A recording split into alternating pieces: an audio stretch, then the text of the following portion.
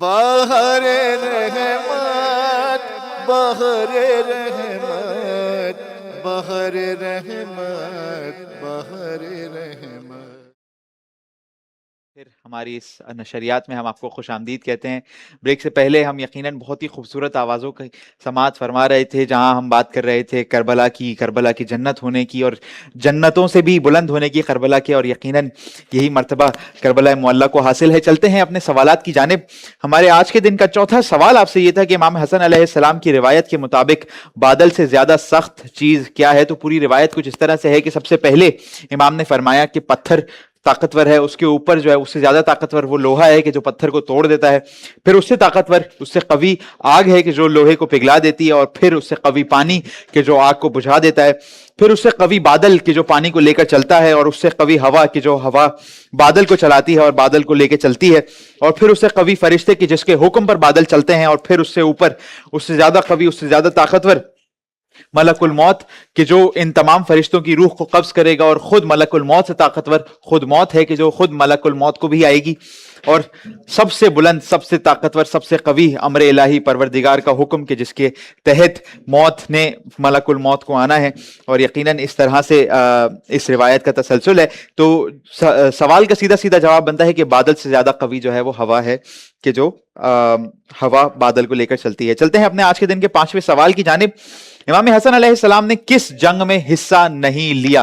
امام حسن علیہ السلام نے کس جنگ میں حصہ نہیں لیا؟ اس سوال کا جواب ہمارے جی آئی پی ایچ یوٹیوب چینل بہار رحمت کی لائیو سٹریم اور اس کی لائیو چیٹ پہ دے سکتے ہیں. اور اب ہمارے ساتھ تیار ہیں ہمارے بچے بھی، ہمارے بچوں کے ہوسٹ بھی، اور ہماری کہانی سنانے والے جناب مصطفیٰ روحانی صاحب. مصطفیٰ بھائی آپ کی جانب. جزاک اللہ. میسم بھائی آپ نے یہ جو سوالات کیے ہیں نا، یہ پیپر لیک کر دینے والے سوالات ہیں. اچھا صحیح ہے. تو کہانی جو آج ہم سنانے والے ہیں امام حسن علیہ السلام کی کہانی ہے بڑی انٹرسٹنگ کہانی. 2 کہانیاں سناؤں گا میں. صحیح ہے. تو آپ لوگ تیار ہیں اگر دونوں کہانیوں کے لیے؟ تو ایک مرتبہ امام حسن علیہ السلام پر درود پڑھیں. اللہم صلی علی محمد وعلی محمد.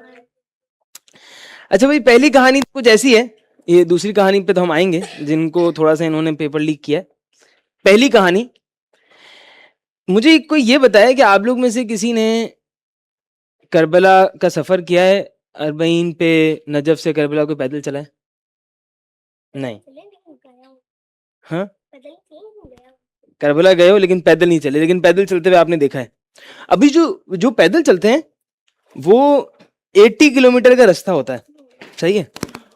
اور کتنے دن میں کمپلیٹ ہوتا ہے؟ 3 دن لگتے ہیں پیدل چلنے میں. ٹھیک ہے.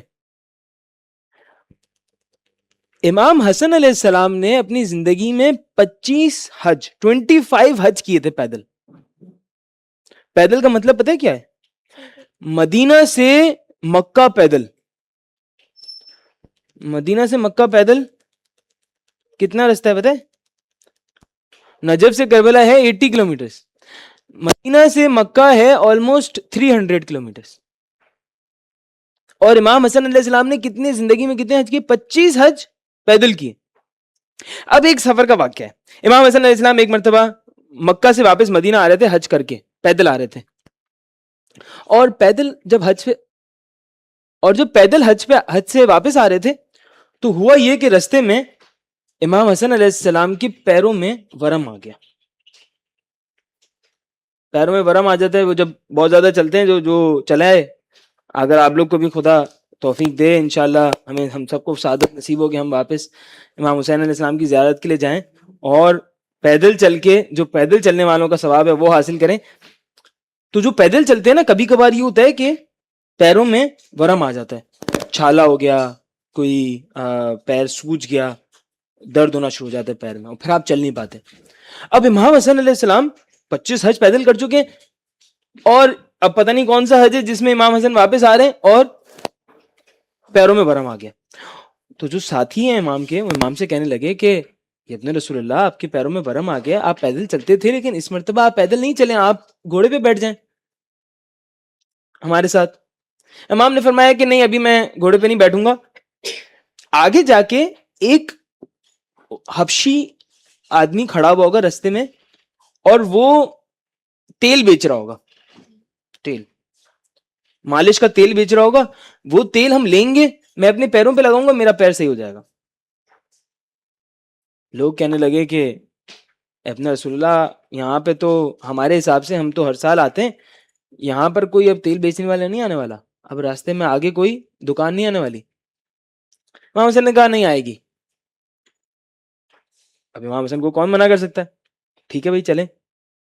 کچھ آگے چلے, کچھ کلومیٹرز آگے چلے, تو دیکھا کہ ایک دور ایک حبشی غلام نظر آیا, اس کے ہاتھ میں تیل ہے, تیل بیچ رہا ہے. امام نے اپنے غلام کو کہا کہ جاؤ بھائی اس سے جا کے تیل لے کے آؤ. اب وہ گیا, غلام گیا, اس کو جا کے بولا بھائی میرے آقا کے لیے مجھے تیل چاہیے. اس نے بولا بھائی کون ہے تمہارا آقا؟ کہا میرا آقا ہے امام حسن ابن علی ابن ابی طالب علیہ الصلوۃ والسلام. کہنے لگا بھائی مجھے لے کے چلو اپنے آقا کے پاس. امام کے پاس آیا, امام کے پاس آگے کہنے لگا کہ یہ ابن رسول اللہ, پہلے سلام کیا, کہنے لگا یہ ابن رسول اللہ میں آپ کا ماننے والا ہوں, میں آپ سے محبت کرتا ہوں, میں آپ سے پیسے نہیں لوں گا. لیکن امام سے محبت ہے تو فائدہ تو کوئی ہو, تو فائدہ تو ویسے قیامت میں تو بہت ہونے والا ہے, لیکن امام تو وہ ہیں جو دنیا میں بھی سب کو دیتے ہیں. کہنے لگا مولا مجھے آپ سے کوئی پیسے نہیں چاہیے, پیسے تو میں دوسرے لوگوں سے لے لوں گا, مجھے آپ سے دعا چاہیے. دعا کیا چاہیے؟ کہ خدا مجھے ایک بیٹا دے. میں جب گھر سے آیا تھا میری بیوی بہت پریشان تھی, بہت مشکل میں تھی, پروردگار مجھے ایک بیٹا دے. امام نے کہا جلدی جا اپنے گھر, تجھے بیٹا مل گیا. وہ خوشی خوشی گیا, گھر پہ گیا, بیٹے کو لیا, واپس امام کے پاس آیا, اور امام کے پاس آ کے امام کو دعائیں دی, امام کو شکریہ ادا کا. پھر امام نے اس کا تیل لیا, اب پیسے دے دیے نا امام نے, پیسے نہیں دیے, دعا ایسی دی جو پیسوں سے بہت زیادہ تھی, صحیح ہے. اب امام نے اس سے تیل لیا اور تیل لے کے اپنے پیروں پہ لگایا, پیروں پہ لگا کے امام کھڑے ہوئے اور ورم ختم ہو چکا تھا. یہ ہو گیا ایک معجزہ, ایک کہانی. دوسری کہانی, ایک مرتبہ امام علی علیہ السلام کے پاس ایک شخص آیا اور امام علی علیہ السلام سے آگے کہنے لگا کہ یا علی کیا میں آپ کے علاقے کا ہوں؟ امام کوفہ میں تھے. کہنے لگا کیا میں آپ کے علاقے کا ہوں؟ امام نے کہا نہیں تم میرے علاقے کے نہیں ہو. یہ تو بتا دیا کہ تم میرے علاقے کے نہیں ہو, تو کوئی بھی بتا سکتا ہے. آپ کو کوئی بندہ آ کے بولے بھائی میں کراچی کے رہنے والا ہوں, آپ نے شکل دیکھی, آپ نے بولا نہیں بھائی آپ ایرانی لگتے ہو, مجھے کراچی کے نہیں لگتے ہو. امام نے کہا کہ بھائی تم یہاں کے رہنے والے تو نہیں ہو, میں تمہیں یہ بھی بتا رہا ہوں کہ تم کیوں آئے ہو اور کس نے بھیجا ہے. تمہیں امیر شام نے بھیجا ہے, اس لیے بھیجا ہے کیونکہ اس کے پاس کچھ سوال آئے تھے روم کے بادشاہ کے پاس سے, اور اس کے پاس ان کے جوابات نہیں تھے, اس لیے امیر شام نے تمہیں میرے پاس بھیجا ہے کہ میں سوالات کے جواب دوں. اب بھائی تھوڑا سا مشکل ہے کیونکہ اب سوالات کے جوابات آنے والے ہیں اور عام بندے کے جوابات نہیں ہیں, ایسے سوال ہیں کہ جس کا جواب امیر شام کے پاس نہیں تھا, اور اب امام علی کے پاس آیا. امام نے کہا کہ بھائی اب دیکھو امیر شام کے پاس تو جواب نہیں تھا, میں جواب دوں گا کوئی بڑی بات نہیں ہے, ایک کام کرو میرے بچوں سے پوچھ لو. اب بچوں میں کون ہے؟ امام حسن علیہ السلام بھی ہیں, امام حسین علیہ السلام بھی ہیں. امام حسن کتنے تھے؟ تقریباً ان کی عمر میرے جتنی ہوگی, جوان. کہنے لگا میں اس سے پوچھوں گا, اور امام حسن کے پاس آ گیا. امام حسن کے پاس آیا تو امام نے بھی کہا کہ بھائی میں صرف سوالات کے جوابات دوں تو کوئی مزہ نہیں آئے گا, مزہ تو تب آئے گا کہ سوال بھی میں بتاؤں جواب بھی میں بتاؤں. امام اس نے سوال ابھی پوچھے نہیں امام کے پاس آیا, امام نے اسے کہا کہ کیا تمہیں یہ سوال پوچھنا ہے کہ حق اور باطل کے درمیان کتنا فاصلہ ہے, اور زمین و آسمان کے درمیان کتنا فاصلہ ہے, اور مشرق و مغرب کے درمیان کتنا فاصلہ ہے, اور بہت سارے 3-4 سوال اور امام نے بتایا. سارے سوال بتائے, کہنے لگا ہاں ایسا ہی ہے, سوالات بھی آپ کو پتہ ہیں تو پھر جواب بھی آپ بتا دیں.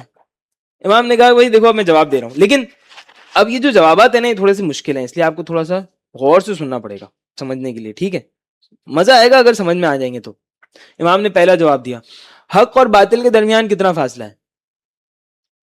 حق کہاں باطل کہاں؟ کون بتائے گا فاصلہ؟ امام نے بتایا حق اور باطل کے درمیان 4 انگلیوں کا فاصلہ ہے. 4 انگلیوں کا. کیسے؟ امام نے بولا کان پہ رکھو. جو کان سے سنا وہ باطل, جو آنکھ سے دیکھا وہ حق. یعنی سنی سنائی باتوں پہ یقین نہیں کیا کرو. حق کیسے ملے گا؟ دیکھ کے. تو ہم نے رسول کو دیکھا ہے, ہم نے تو سنا ہے, تو رسول باطل ہے؟ نہیں بھائی. مسئلہ یہ ہے کہ باقی جتنے بھی انبیاء تھے وہ اپنے دور کے انبیاء تھے, انہوں نے اپنے معجزات دکھائے. حضرت موسیٰ نے اژدہے کو سانپ بنا دیا, ٹھیک ہے, ایسے ہی ہے نا. حضرت عیسیٰ نے مردوں کو زندہ کر دیا. رسول خدا کا معجزہ کیا ہے؟ رسول خدا کا معجزہ کیا ہے؟ بتاؤ بتاؤ بتاؤ بتاؤ بتاؤ بتاؤ. قرآن. اوپر سے بادل آتا تھا, وہ تو سنا ہے آپ نے نا. کوئی اور معجزہ؟ کوئی اور معجزہ؟ رسول کا ایک سب سے بڑا معجزہ ہمارے پاس ہے, ابھی بھی موجود ہے. تلاوت بھی کرتے ہیں ہم اس کی. ہم ان کی تلاوت بھی کرتے ہیں. قرآن. قرآن بھی تو رسول کا معجزہ ہے, وہ تو ہم نے اپنی آنکھوں سے دیکھا ہے. 1400 سال سے قرآن ہے. قرآن ہر آیت میں, قرآن نے کئی آیتوں میں کہا ہے کہ بھائی کوئی ہے جس کو لگتا ہے کہ اس کتاب میں کسی کو شک ہے تو اس جیسی کتاب لے کے آ جاؤ. آج تک کوئی ایسی کتاب نہیں آ سکی. ہزاروں لاکھوں کروڑوں کتابیں لکھی گئی لیکن کوئی بھی قرآن جیسی کتاب نہیں ہے. تو معجزہ ہے نا, آنکھوں سے دیکھا ہے نا, تو پھر اس لیے مانتے ہیں ہم رسول کو, صرف سنی سنائی باتوں پہ نہیں مانتے. پہلا جواب, 4 انگلیوں کا فاصلہ ہے حق اور باطل میں. کان سے سنا وہ باطل, جو آنکھ سے دیکھا وہ حق. صحیح ہے. ابھی تو سوشل میڈیا پہ کتنا جھوٹ آتا رہتا ہے, اسی لیے نا, کیونکہ ہم سب سنی سنائی باتیں سنتے رہتے ہیں. آنکھوں سے دیکھو نہیں جب تک یقین نہیں کرو, ٹھیک ہے. ویڈیو بھی نہیں, ڈائریکٹ لائیو دیکھنے کا, اوکے, ورنہ یقین نہیں کرنے کا. اے آئی سے ویڈیو بھی بن جاتی ہے. اچھا بھائی, دوسری بات, امام نے فرمایا کہ اب سوال کیا تھا, زمین و آسمان کے درمیان کتنا فاصلہ ہے. مشکل جواب سوال ہے بھائی. آسمان کوئی چادر تھوڑی ہے. اگر چھت ہوتی, امام سے پوچھتا بھائی چھت میں کتنا فاصلہ ہے, امام بتا دیتے 15 فٹ. سوال کیا ہے؟ زمین اور آسمان میں کتنا فاصلہ ہے. آسمان کی کوئی لمٹ ہے؟ نہیں. تو اب زمین و آسمان کا فاصلہ کون بتا سکتا ہے؟